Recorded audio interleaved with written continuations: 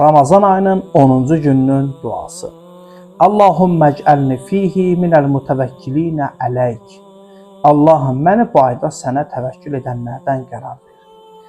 İnsanın gərək əsas dayaq nöqtəsi Allah Taala olsun. Təvəkkül budur ki, çalışasan, amma nəticəni Allaha buraxasan. Vec'alni fihi minəl faizinə lədeyk. Məni sənin yanında kama çatanlardan və uğur əldə edənlərdən qərar ver. Burada dünya yox, Allah qatında uğur nəzərdə tutulur. Yəni savab edən, razılıq əldə edən və sonda axirətdə nicat tapanlardan olmaq istənilir. Vec'alni fihi minəl muqarrabinə ileyk. Məni sənin dərgahına yaxın olanlardan qərar ver.